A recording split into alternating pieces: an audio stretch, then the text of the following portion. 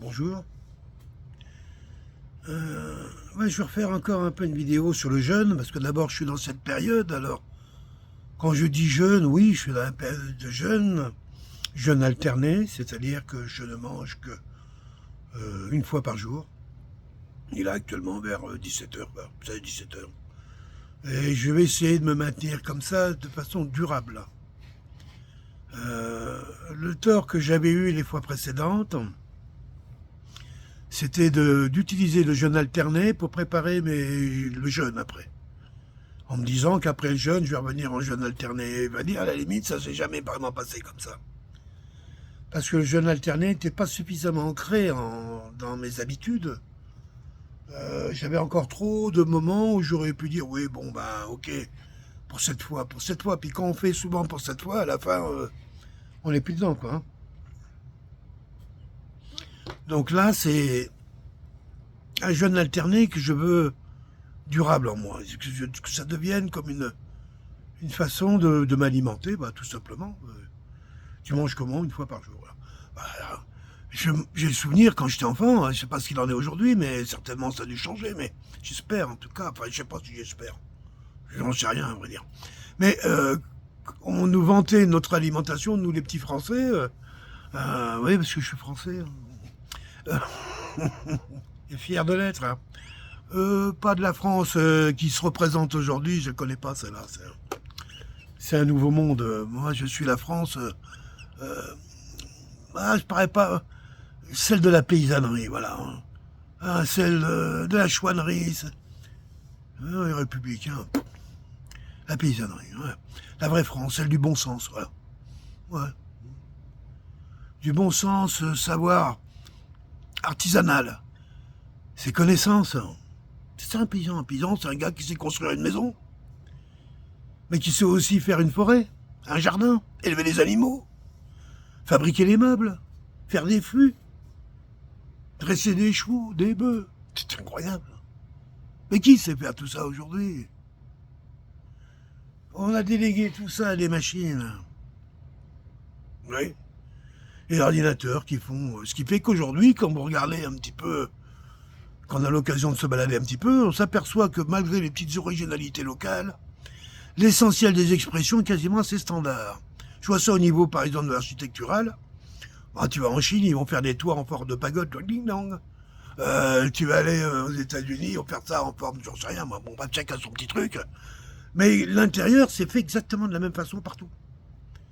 Alors, comme si il n'y avait qu'un standing de vie. Il n'y avait plus deux, il n'y a plus qu'un standard de vie. Donc, il y a un standard pour venir au monde, c'est-à-dire qu'il y a une caméra qui va scruter le ventre de la maman. Regardez le gamin bien sous la loupe. Hein. Attention, s'il a un ongle qui est tordu, il est mal, lui, il n'est pas arrivé. Hein. Qu'est-ce que c'est que ça? Oui, c'est vrai, je m'emporte un peu. Mais oui, parce que je suis quand même pas sourd. Là, je vois qu'il y a un gamin de 34 ans, à peine pubère.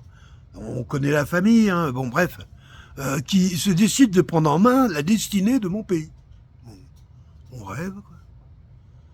Ah ouais, d'accord.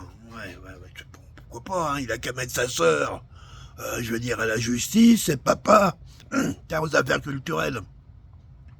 Ah bah c'est sûr que, bon, hein, c'est pas ça mon pays. Moi, mon pays, c'est un pays où j'ai été élevé avec l'esprit de tolérance. C'est marrant, ça. Hein. Nous, à la campagne, les valeurs que les gens respectaient, c'est vrai, c'est le travail.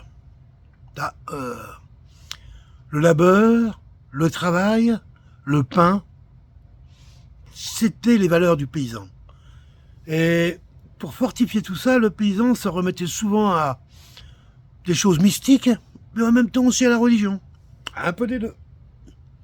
La religion pour les grands principes, et le mystique parce que on baptise toujours un arbre avant de le planter, une terre avant de l'ensemencer, un animal avant de le mettre au bar, etc. C'est toujours fait. Et la façon dont on le fait, c'est pas comme faisaient les curés. Hein.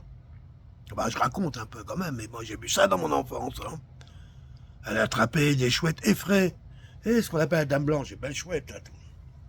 Magnifique, toute blanche sur le ventre, là. Avec une belle tête, des grands yeux, puis elle est sur le col, sur le dos, tout.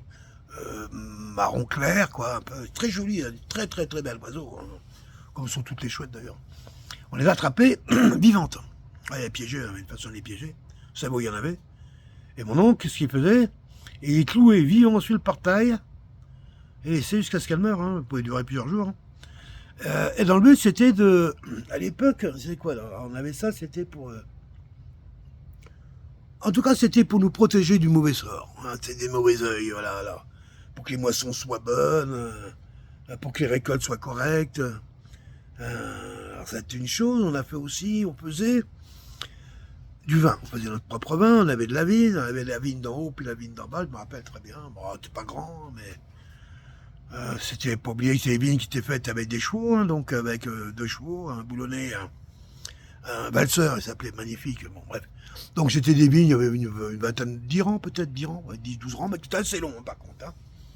Ça avait bien 200 mètres, bon bref, 1 hectare peut-être. On faisait quand même du vin, quoi, vraiment. Et donc on avait un pressoir à vin assez grand, avec 2 énormes cuves en béton. Le pressoir était en haut, et puis les cuves, le jus déversé dans ces 2 cuves, qui connectaient l'une sur l'autre. Hein. Et ben, quand on préparait tout ce matériel-là, qu'il fallait nettoyer et tout, après nous, qui s'occupaient de ça, moi j'étais gamin à l'époque, hein, pas oublier, hein. J'avais 8 ans, hein, bon, pas... Mais je regardais, j'assistais, j'ai marché pieds nus comme tout le monde dans le raisin, le fruit, j'avais pas beaucoup d'heures. Mauvaise sensation, les doigts de pied, j'avais pas trop marché là-dessus, oui. Quand j'aimais bien manger le raisin, puis c'est bon raisin. Et donc pour que la vendange soit bonne et que le vin ne tourne pas, eh bien on attrapait les rats dans la cave avec un ratière, vivant bien sûr, et puis juste un peu avant, on les jetait dans la fosse à béton en bas, dans laquelle on avait bien pris précaution de fermer les trous de vidange, les 2. Et puis quand ils étaient là, ils étaient arrosés de gasoil, et ils les mettaient le feu.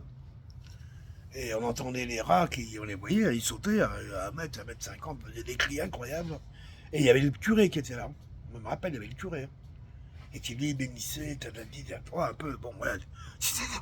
J'ai été élevé dans cet environnement-là qui, malgré son côté barbare, Monsieur Mandé était un bon paysan. Ses vaches étaient bien traitées, les chevaux étaient bien traités, les cochons pareil, la basse-cour était super belle, propre. Oui, voilà, c'était des braves gens, des gens braves, qui m'ont élevé, moi et mon frère, alors qu'on était malades tous les 2, je le remercie beaucoup. C'est cette France-là que je connais. C'est cette France des églises, avec les curés en soutane, hein, ou lorsqu'on allait à la messe, où j'ai été baptisé, hein, oui, j'ai fait ma communion solennelle, on avait quand même quelque chose de solennel, justement, d'aller dans ces endroits extraordinaires qu'étaient les églises. Aujourd'hui, ça a été remplacé par les hypermarchés. Je suis désolé, j'y trouve pas mon compte. Je suis pas un bigot, moi. L'histoire de Jésus, je l'aime bien, mais bon, c'est pas mon histoire, mais je l'aime bien. J'aime Jésus, j'aime ce bonhomme. Et il m'a quand même... Il m'a permis de me respecter parfois, quand même. Hein. Grâce à lui, bon... C'est vrai que si on se regarde sous les yeux d'un tel homme, bon, à moins qu'on l'aime pas, on est bien obligé quand même d'avoir un comportement, une attitude. Hein. Et c'est cette France, oui. C'est cette France qui peut pas s'échapper de moi. Elle disparaîtra avec nous, les vieux brontosaures qui portons. Nous sommes des hommes cultivés aussi. La France, c'est un pays de culture, de cultivateurs et de culture. D'écrivains, de poètes, de peintres, de sculpteurs, d'architectes. Et puis je ne parle pas de tous ces talentueux métiers autour du bâtiment, à travers les meubles, les grandes écoles de meubles, d'art, qui avaient été initiées par Louis XIV, Colbert, tout ça, Sèvres, on va à Limoges. Oui, c'est ça la France, j'ai vu tout ça. Baccarat, j'ai vu, j'ai visité, j'ai senti, j'ai vu le travail de ces hommes et de ces femmes. Ils sont français, c'est ça ce pays. Et c'est ça qu'ils veulent faire partir, mais d'où? Comment ça va faire détruire ça?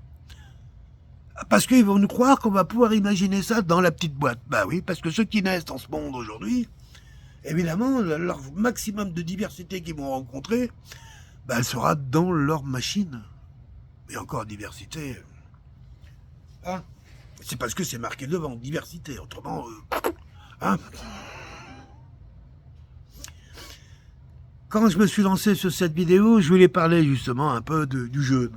Hein, le jeûne qui est le mien aujourd'hui, ce jeûne alterné. Et puis vous avez vu, je suis retrouvé à parler de la France. Alors comment se peut-il d'avoir autant d'incohérences dans tout ça? C'est parce que c'est ce que je suis. Et je pense que nous sommes comme ça nombreux, et lorsqu'on communique, on essaye justement d'être moins incohérent, on prépare les choses un petit peu à l'avance. Pas vrai? J'aime bien laisser aller justement comme ça, parce que je pense que ce qui compte le plus, c'est ce que je t'offre, ce que je partage, le sens que ça prend, le sens que ça donne. Et puis à vrai dire, à la limite, j'ai besoin aussi de parler de mon pays, de ce pays que je vois souffrir depuis les Gilets jaunes. C'est devenu de plus en plus dur pour moi qui me sens exilé, qui n'était pas mon sentiment encore avant. Hein, où je sens ma famille, je dirais, comment on dirait, là-bas. Ils sont là-bas, ils sont même plus en France, ils sont là-bas. J'ai du mal à ma France, comme on dit. Hein. Oui, la France de la tradition et des savoirs et des connaissances, oui. Moi, les connaissances américaines, je m'en fous. Ça ne m'intéresse pas, leur humour m'emmerde. Comme le mien les emmerde. Mais c'est évident. Ça m'intéresse pas, moi, les histoires de... que les ordinateurs... Mais si on s'intéressait à ce qu'on a déjà, à ce que nos parents nous ont cédé, qu'on aurait pu amener en plus avec notre propre créativité, rendez-vous compte, les potentialités extraordinaires, hein, les pyramides on ne les a pas construites demain, c'est hier qu'elles furent construites. Ça prouve les capacités des hommes, les cathédrales qui sont des monuments extraordinaires malgré tout, hein, construites sans plan. Oh, oh. Ils sont où les architectes qui savent faire ça aujourd'hui? Il y a quelqu'un là, allô? Ah non, les gars, ils leur font des machines, ils savent rien faire, on va dire. Ils savent se servir de logiciels. Ce que je dis, quand tu sais se servir de ces logiciels, tu as le diplôme. Voilà, bon point. Aujourd'hui, c'est ça, c'est... Tu connais un logiciel, t'es diplômé. Tu connais pas de logiciel, démerde-toi. Ils veulent plus de nos propres connaissances, ils veulent plus du savoir paysan, c'est savoir traditionnel, c'est savoir de l'homme, hein, dans ses propres connaissances, dans son propre instinct. Pour sa santé, l'homme a toujours su y faire, tout le temps, de tout temps. La chirurgie a toujours existé, on a trouvé des trépanations égyptiennes. Bien sûr que l'homme a su depuis longtemps, on a le professeur Barnard, oui, ok, d'accord. Et alors On a toujours su utiliser les plantes, les lotions, moi qui étais petit, gamin, je veux dire. Hein, j'ai eu les ventouses, rappelez-vous tous ça, les ventouses avec des baumes qui étaient faites par le pharmacien, avec des pommades, des trucs pour mon asthme qui était terrible. Hein, voilà, il n'y avait pas que des saignées d'ailleurs. Hein. Ah, mais il y a quand même eu les censures. Hein. Ça m'a pas plu du tout, ça. Alors, en plus, quand t'es asthmatique, quand tu réfléchis à pourquoi on m'a foutu des censures, là. Hein? Expérience, fumer les cigarettes Le Gras. C'est des cigarettes, Le Gras c'est la marque, et dans lesquelles il y avait de l'eucalyptus séché. Ils se présentaient comme des grandes cigarettes anglaises. Imagine, j'avais 7 ans, 8 ans. Je vais en fumer une par jour, ou deux, je sais plus. C'était l'horreur. Fumer ça puait, je toussais, j'en pouvais plus. C'est censé m'aider à... Bah, toi, à tousser, entre autres. Un mauvais souvenir, cigarette Le Gras, bah donc j'ai été fumeur très jeune. Voilà, ça c'est clair. Bah, il y a eu les cures aussi, les cures de la bourboule, ça c'est bien, ça partait pendant 3 mois en cure. Les eaux chaudes, les massages, les poumons. Tiens, ils s'occupaient de nous quand même, oui, ils sont beaucoup occupés de nous, quoi. C'est incroyable, quoi. Eh ben, j'avais pas de parents, pour oublier quand même, tout ça ils l'ont fait, quoi. Des Français, ouais. Français, les Françaises, les messieurs, les madames, les... Oui, peut-être que j'étais pas vu comme tout le monde, mais quand même, j'étais accueilli. Pas rejeté. Hein, les Français antisémites, de quoi qu'on parle, là? Non, anti-con, oui. Hein. Ils sont anticommunautaristes, voilà. Pas compliqué. La France, c'est ensemble. On a une notion de, comment je dirais, de paysannerie. La paysannerie, c'est quoi un paysan, en fin de compte? Tous les paysans du monde se reconnaissent, tous. C'est celui qui gère la terre, qui s'occupe de la terre. Hein, il en est le propriétaire, puisqu'on a décidé que la propriété est la seule façon, aujourd'hui, de faire valoir l'exploitant. Qui me paraît complètement débile, il y a plein d'autres façons de pouvoir être, ne serait-ce que la communauté, tout simplement comme ça se faisait avant, et ça s'appelait les communaux. la communale. Tout le monde a entendu, mais ça n'existe plus tout ça. Paysans, avant, c'est pas débile. Les forêts, pourquoi tout le monde va s'emmerder chacun dans son coin, là? Attends, on se mettait à 10 bons paysans, on leur attaquait un bout de forêt, avec les femmes, les gosses, tout le monde s'y mettait. C'était à la fin, on faisait une grande fête, parce qu'il y avait beaucoup de fêtes. On se partageait le butin, hein, enfin, la récolte, je veux dire, putain, si on veut. Et puis faisait tout comme ça, les moissons pareil, les constructions des granges, des maisons pareilles. Dès qu'un enfant avait je sais plus quel âge, ou un gosse, je sais plus, tradition c'était quand même que... Puis je l'ai vu vite, c'est parti ça. Vous savez avec quoi? Je vous le dis, je vous le donne en mille. Avec la télévision. Tout ça, ça a disparu avec la télévision. Ici, en France, comme en Afrique, comme partout dans le monde. La télé a tué le génie de l'homme.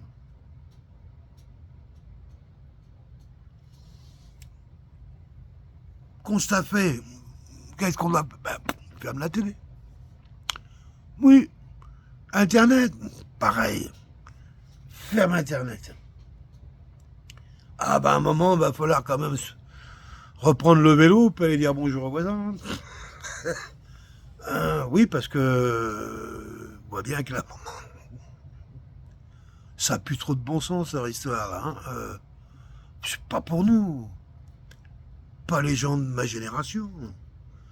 Et mes anciens, alors mes aînés, moi je vois mes copines qui ont 75. Ils sont pareil de... On voit bien que bon, ils n'ont pas envie d'avoir d'emmerde, souvent sur la retraite. Je comprends. Donc on se fait discret, mais bon, hein. Ça a été cateau hein, une fois dans ta vie, hein. Ça partage des valeurs quand même. Bon, tu crois pas au petit bonhomme dans le nuage avec la grosse barbe, moi non plus. Ça me bat très bien, tu vois. Mais bon, il y a quand même des valeurs, les valeurs qu'on... Hein, pas tuer, pas voler, pas voler, pas voler. Pas voler. Pas compliqué, quoi. Pas convoiter. On va être éduqué comme ça, non? Tu as l'impression qu'il y en a qui ont carrément oublié le truc, ou qu'on n'a peut-être jamais entendu parler. Hein. Quand je veux, je prends. Ouais, bah oui, peut-être, ouais, c'est possible. T'as vu, du cash, j'en ai. Et avec le cash, j'ai tout ce que je veux. Bah oui, c'est vrai. Putain, le mec, il fait 1m30, hein, 40 kilos, mais il a du cash. Plein de cash. Moi, jaloux. Bon.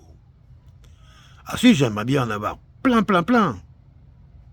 D'un coup, d'abord, hein, parce que petit à petit, le chemin... obligatoirement, à un moment, tu deviens un gros enculé, hein, c'est obligé. Tu peux pas faire...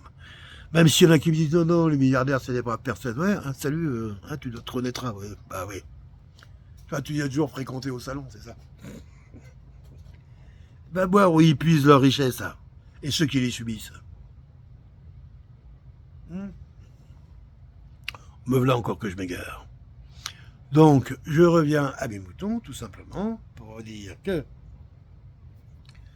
j'entreprends donc ce nouveau jeûne, ce jeûne alterné, et essayer de le rendre pérenne en moi, hein, qui devient, en moi, je dirais, presque en autre famille. C'est-à-dire que